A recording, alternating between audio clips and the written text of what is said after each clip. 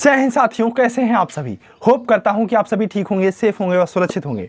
आज की इस वीडियो में हम सभी the reality of Mahatma Gandhi के बारे में बात करने वाले हैं कि आखिर लोग क्यों कहते हैं कि मजबूरी का नाम महात्मा गांधी। आज की इस वीडियो में हम एनालिसिस करेंगे कि मजबूरी का नाम महात्मा गांधी या मजबूती का नाम महात्मा गांधी। आज की इस वीडियो में हम बात करने वाले हैं। शुरुआत करते हैं महात्मा गांधी से जीवन परिचय से रिलेटेड। आज की इस वीडियो में हम महात्मा गांधी से रिलेटेड जितनी भी जानकारी है, महात्मा गांधी का जन्म कहाँ हुआ, उन्होंने कौन कौन से आंदोलन में भाग लिया, कैसे उन्होंने भारत को आज़ाद कराया, महात्मा गांधी का चरखा किस प्रकार से चला कि अंग्रेज भारत छोड़कर चले गए, सारी वीडियो में आज इस वीडियो में हम सारी बातें करने वाले हैं। सबसे पहले हम बात करते हैं महात्मा गांधी जी का जन्म 2 अक्टूबर सन 1869 ईस्वी में यानी कि 1869 में गुजरात के पोरबंदर में हुआ था। इनके पिता का नाम करमचंद गांधी था, इनकी माता का नाम पुतलीबाई था। इनकी पत्नी का नाम कस्तूरबा गांधी था और इनके 4 बेटे थे।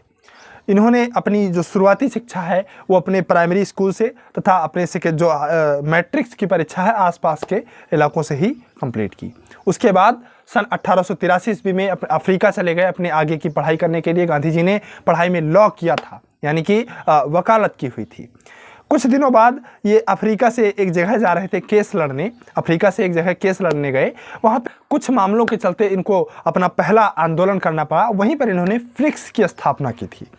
दक्षिण अफ्रीका में ही इन्हें गोपाल कृष्ण गोखले मिले, जिनके विचारों से गांधी जी बहुत ज़्यादा सहमत हुआ करते थे और उन्हीं को अपना राजनीतिक गुरु माना। उनके साथ रहते कहते गांधी जी ने उनसे कुछ ऐसी शिक्षाएं प्राप्त की कि आप पुस्तकों को पढ़िए। उनमें गांधी जी ने कई पुस्तकों को पढ़ा जिससे उन्होंने ये सीखा कि आंदोलन एक बहुत बड़ी चीज़ है। सबसे बड़ी बात भूख हड़ताल है। अगर कोई व्यक्ति भूख हड़ताल करता है तो सामने वाले पर एक मोरल एब्लिगेशन आता है। मोरल एब्लिगेशन बहुत बड़ी चीज़ होती है। आप व्यक्ति अहिंसा से अपनी किसी भी बात को सामने वाले को मनवा सकता है। इतनी पावर होती है आंदोलन में, रेवोल्यूशन में। ये सारी चीज़ें पढ़ने के बाद गांधी जी, बात है 1893 ईस्वी की, दक्षिण अफ्रीका से कहीं जा रहे थे केस लड़ने। शायद दादा अब्दुल्ला का केस था, हाँ दादा अब्दुल्ला का केस था, कहीं जा रहे थे लड़ने। उन्होंने दादा अब्दुल्ला ने उसकी फर्स्ट क्लास एसी की टिकट करवा दी थी ट्रेन में। जब फर्स्ट क्लास एसी में ये गमछा वगैरह बांध के जा रहे थे, इंडियन थे, इंडियन पहना हुआ था, तो कुछ अंग्रेज आए। उन्होंने कहा कि यू ब्लडी इंडियन, ये काला व्यक्ति, तुम फर्स्ट क्लास एसी में कैसे आ गए। गांधी जी को उठाकर बाहर फेंक दिया गया। उस समय गांधी जी बॉन्ड से बंधे हुए थे दादा अब्दुल्ला के कि 1 साल तक हमें आपका काम करना होगा। उसमें गांधी जी को बहुत अपमान सहना पड़ा था उस समय वहाँ पे। उसके बाद जिस समय इनका ये बॉन्ड खत्म होता है, उस समय तुरंत गांधी जी ने उन दोनों अंग्रेजों के खिलाफ इंग्लैंड की हाई कोर्ट में जाकर, इंग्लैंड की कोर्ट में जाकर इनके खिलाफ मुकदमा किया और केस जीते। वहाँ पर इंग्लैंड के जज ने उनसे माफ़ी मंगवाई और माफ़ी मांगी, बाकायदा लिखित में दिया गांधी जी को कि हम आपसे माफ़ी मांगते हैं इस कृत्य के लिए। होते करते ये सारी चीज़ें जो है गांधी जी वहाँ से इंडिया में बहुत फेमस हो चुके थे कि देखिए एक भारतीय है। जैसे आज हमारे ऋषि सुनक जी प्रधानमंत्री बने हैं, भारतीय हैं, कितना ज़्यादा वहाँ पर फेमस हैं। भारतीय मूल की कमला हैरिस अमेरिका में उपराष्ट्रपति हैं, कितना फेमस है। उस प्रकार से गांधी जी ने अंग्रेजों को, जो हमारे ऊपर शासन कर रहे थे, अगर ऐसा कृत्य वहाँ पर होता है कि अंग्रेज माफ़ी मांगते हैं गांधी जी से, तो इंडिया में उस बात का कितना इम्पैक्ट पड़ा होगा, आप लोग इस बात को सोचिएगा। गांधी जी पहली बार 1915 में भारत आए। वहाँ पर गोपाल कृष्ण गोखले मिले हुए थे, जिन्होंने गांधी जी से कहा था कि आप इंडिया जब भी जाइएगा 1 साल आपको स्टूडेंट बन के रहना है। तो गांधी जी वहाँ पर 1 साल एज ए स्टूडेंट रहते हैं, मतलब चीज़ों को सीखते हैं। 9 जनवरी 1915 को आए थे, जिस दिन प्रवासी भारतीय दिवस के नाम से उस दिन को सेलिब्रेट किया जाता है। उसके बाद 1 साल गांधी जी ने चीज़ों को समझा, सीखा, सब कुछ किया। उसके बाद में 1916 में साबरमती आश्रम की, अम्बाबाई की नेतृत्व में साबरमती आश्रम की स्थापना की। 1916 में उस समय एक अधिवेशन हो रहा था, लखनऊ अधिवेशन, जिसमें राजकुमार शुक्ल उसकी अध्यक्षता कर रहे थे। 1916 में अधिवेशन इस बात का हो रहा था कि गरम दल, नरम दल, यानी कि कांग्रेस का विभाजन हो चुका था गरम दल और नरम दल में, तथा मुस्लिम लीग को किस प्रकार से एक किया जाए। गोपाल कृष्ण गोखले और एनी बेसेंट उस समय इस चीज़ में लगी हुई थी कि इन सारी चीज़ों को एक किया जाए। गांधी जी उस अधिवेशन में पहली बार पहुंचते हैं। वहाँ पर अंग्रेज आए और भगाने का, मतलब ये जो सभा हो रही थी इसको भगाने का प्रयास किया। गांधी जी ने तुरंत अपना लेटर दिखाया, देखिए हमने वहाँ पर माफ़ी मंगवा ली है और अगर आप कुछ करेंगे तो हम फिर आपको यहाँ केस नहीं करेंगे, सीधा इंग्लैंड जाएंगे, वहाँ आपके खिलाफ केस करेंगे। डीएम तुरंत वापस चला गया, मतलब डीएम वहाँ पर जो भी उस समय अधिकारी रहा हो, तुरंत वापस चला गया। इस बात का भारतीय लोगों में और ज़्यादा इम्पैक्ट पड़ा कि देखिए गांधी जी हमारे मतलब नेता टाइप के आदमी से। गांधी जी निकलते हैं और 1916 में चंपारण सत्याग्रह करते हैं, जहां पर अगर आपके पास 10 बीघे खेती है तो 3 बीघे आपको नील बोना अनिवार्य था। उसका सत्याग्रह करते हैं, चंपारण सत्याग्रह। उसके खिलाफ अंत में आकर अंग्रेज़ों को उस चीज़ से भी हार माननी पड़ी और इस चीज़ को देखते हुए गांधी जी की और ज़्यादा यहाँ पर इंडिया में और ज़्यादा उनकी प्रभाविता बढ़ गई और इसी आंदोलन के बाद इन्हें महात्मा की उपाधि दी गई। सन 1918 में इन्होंने खेड़ा सत्याग्रह किया और उसके बाद में अहमदाबाद मील मजदूर में पहली बार गांधी जी भूख हड़ताल पर बैठे थे। सन बात है 1919 की, जिस समय द्वितीय विश्व युद्ध हो रहा था। उस समय विदेश से यानी कि ब्रिटेन से फरमान आया कि भारत की तरफ से सैनिकों को भेजा जाए। अब इस चीज़ का भारत में बहुत ज़्यादा विरोध होने लगा कि देखिए सर, हम अपने देश से सैनिकों को नहीं जाने देंगे। और इस बेस पर यह मामला तय हुआ कि अगर आप हमें मदद करते हैं, हमारा देश अगर ब्रिटेन युद्ध जीत जाता है 1919 वाला, मतलब जो द्वितीय विश्व युद्ध है, तो हम आपको आज़ाद कर देंगे। गांधी जी ने इस समझौते को देखते हुए हस्ताक्षर किया और कहा चलिए ठीक है, हम मान लेते हैं। तो वहाँ पर जब वो द्वितीय विश्व युद्ध खत्म हुआ, फिर भी भारत को आज़ाद नहीं किया गया। तब भारत ने अंग्रेजों पर मोरल एप्लीकेशन डालने के लिए अहमदाबाद मील मजदूर में पहली बार गांधी जी ने भूख हड़ताल किया। उसके बाद वो भी वहाँ पर भी जो गांधी जी का आंदोलन रहा वो सफल रहा। इस सारी चीज़ों को देखते हुए गांधी जी इतने पॉपुलर हो गए थे इंडिया में कि मतलब कुछ पूछो ही मत। 1919 में रॉलेट एक्ट आता है कि बिना वकील बिना दलील किसी को भी गिरफ्तार किया जा सकता है। इस कानून के विरोध में जलियांवाला बाग में कई लोग इकट्ठा होते हैं इस बात पर चर्चा करने के लिए कि इस कानून के बारे में क्या किया जाए क्या ना किया जाए। उस समय जो जलियांवाला बाग में हेड थे डॉक्टर सत्यपाल और किचनूचंद थे। उस समय भारत के वायसराय जो थे वो चेम्सफोर्ड थे, ओ डायर गवर्नर थे, आर डायर इस सेनापति थे। जलियांवाला बाग में लोग इकट्ठा हो रहे थे। उस समय ओ डायर ने आदेश दिया, आर डायर ने गोली चलवा दी और बहुत ही भयानक हत्याकांड हुआ, जलियांवाला बाग हत्याकांड। 13 अप्रैल 1919 को हमारे देश के काफ़ी क्रांतिकारी शहीद हो गए। इस दिन को काला दिन कहा जाता है आज भी। हालांकि उधम सिंह ने ब्रिटेन में जाकर ओ डायर को गोली मारी।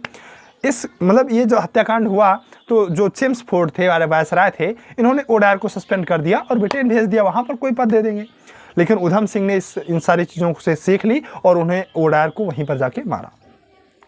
फिलहाल आज़ादी जब ना मिली और इस जलियांवाला बाग हत्याकांड को देखा गया तो गांधी जी ने असहयोग आंदोलन शुरू किया 1920 में। असहयोग आंदोलन क्या था कि हम किसी भी अंग्रेज को सहायता अब नहीं दी जाएगी। मतलब अगर अंग्रेज अपना जूता पॉलिश करवाने आए तो मत कीजिए। अंग्रेज मतलब किसी भी प्रकार से कोई सहायता भारतवासी अंग्रेजों को नहीं देगा। मतलब अगर अंग्रेज कोई प्रोडक्ट बेच रहे हैं उसको मत खरीदिए। यही असहयोग आंदोलन था। 1 साल चला, 2 साल चला, कोई जब फायदा इससे नहीं मिला, मतलब ये सफल ना हो रहा था, उस समय चौरी चौरा हत्याकांड हो गया, मतलब जिसमें 22 पुलिस वाले मारे गए। हाँ, वो नहीं करना चाहिए, गांधी जी के अहिंसावादी सिस्टम पर ही चलना चाहिए, वो अलग की बात है। लेकिन जब ये आंदोलन को 1 साल 2 साल सफल होता ना देख तो कुछ हमारे उग्रपंथी के जो लोग थे उन्होंने 22 पुलिस वालों को चौरी चौरा में मौत के घाट उतार दिया और पूरा पुलिस स्टेशन जो है जला दिया। गांधी जी को ये बात ठीक ना लगी कि हम अहिंसा से आंदोलन कर रहे थे और आप लोग जो है इसको हिंसक बना रहे हैं, ये ठीक नहीं है, हम इसी पल इस असहयोग आंदोलन को बंद करते हैं। उस समय भारतवासियों को पहली बार गांधी जी का ये कदम जो है ठीक ना लगा कि गांधी जी आंदोलन कर रहे थे। पहली बार, एक तो पहला फेल्योर था गांधी जी का, पहली बार गांधी जी ने बिना कुछ हासिल किए अपना आंदोलन बंद किया। किसी भी भारतीय ने गांधी जी का इस समय समर्थन नहीं किया और आने वाले कुछ दिन में, मतलब शायद 14-15 मार्च को गांधी जी गिरफ्तार कर लिए गए 1922 में। उसके बाद 1923 में स्वराज पार्टी की स्थापना हुई। फिर गांधी जी 1924 में रिहा हुए। उन्होंने बेलग्राम अधिवेशन में पार्टिसिपेट किया 1924 में। उसके बाद 1927 ईस्वी में साइमन कमीशन भारत आया। साइमन कमीशन में एक साथ में बर्केनहेड आए हुए थे। उन्होंने मोतीलाल नेहरू को चैलेंज दिया कि अगर आप अपना संविधान बना लेंगे, भारत के सभी नेता उसको मान्यता दे देंगे, तो हम आपके देश को आज़ाद करके चले जाएंगे। इधर से साइड से अंग्रेजों ने जिन्ना से समझौता कर लिया। हालांकि मैंने इस टॉपिक पर ऑलरेडी वीडियो बनाया है, आप सभी देख लीजिएगा, रियलिटी ऑफ पार्टीशन, मन करेगा तो देख लीजिएगा। तो जिन्ना को इधर मिला लिया और उस पर सिग्नेचर ना हो पाने के कारण उस समय भारत आज़ाद ना हो सका। उसके बाद में 1930 में पूर्ण स्वराज की मांग हुई, 1929 में पूर्ण स्वराज की मांग हुई, 1930 में 26 जनवरी 1930 में पूरे भारत में भारत का तिरंगा झंडा लहराया गया। 1931 में गांधी जी को वहां पर बुलाया गया। कहा, ब्रिटेन के प्रधानमंत्री ने गांधी जी को आमंत्रित किया कि भारत का कोई नेता आए जिससे हम यहां पर गोलमेज समझौता करना चाहते हैं।